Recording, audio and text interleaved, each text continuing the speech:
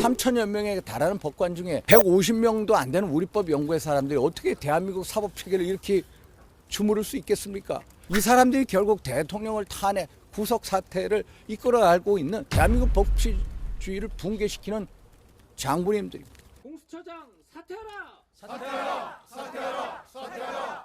아시다시피 대통령 탄핵, 구속 사태의 본질은 대한민국의 법치주의가 붕괴되고 있다는 사실. 그 붕괴의 중심에는 공수처가 있고 또 그 중심에는 오동훈 공수처장이 있습니다. 그래서 이를 국민의 이름으로 규탄하고 공수처를 폐지가 답이고 또 오동훈 공수처장은 즉각 사퇴가 답이라는 것을 밝히기 위해서 이 자리에 섰습니다. 아시다시피 공수처는 내란죄에 대한 수사권 자체가 없습니다. 영장을 청구하는 것 자체가 명백한 불법이고 원천무효입니다. 지난 1월 15일 주진우위원회에 대한 서면 답변에서 공수처는 대통령에 대한 영장을 청구한 사실이 없다라고 거짓말했습니다.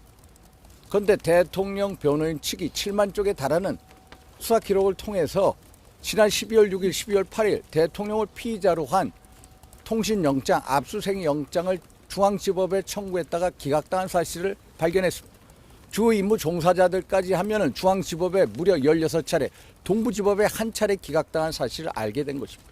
결국 이거는 무엇입니까? 체포영장 이전에 통신영장도 기각을 당하니까 중앙지법에서 서부지법으로 체포영장을 청구한 거 아닙니까? 왜 이렇게 청구를 했겠습니까? 답은 여러분들이 잘 아시지 않습니까? 서부지법이 좌파, 사법 카르텔, 우리법 연구의 온상 아닙니까? 1차 체포영장을 발부한 사람 누구입니까? 이순영 부장판사 우리법 연구회입니다. 그리고 또 구속영장을 발부한 사람 누구입니까? 차은경 부장판사 우리법 연구회입니다. 결국 오동훈 공수처장 우리법 연구회 후속인 국제법인권연구회 회원 아닙니까? 결국 짬짬이를 했다는 의혹을 충분히 살 수밖에 없습니다.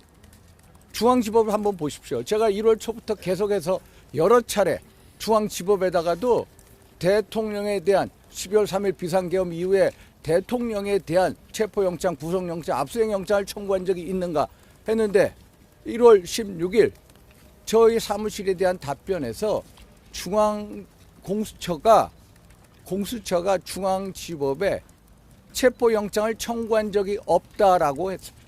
결국 압수수색영장, 통신영장에 대해서는 답변을 회피한 겁니다. 한마디로 사실 은폐한 것입니다.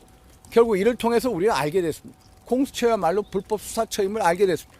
공수처야말로 은폐처라는 걸 알게 됐습니다. 그리고 서울중앙지법도 마찬가지입니다. 사실 은폐했습니다. 서울중앙지법원장 누구입니까? 이분도 우리법 연구회 소속이라는 말 제가 듣고 있습니다. 결국 이 대한민국의 법치주의를 붕괴시키는 그 중심에는 우리법 연구회 출신 인사들이 있다는 것.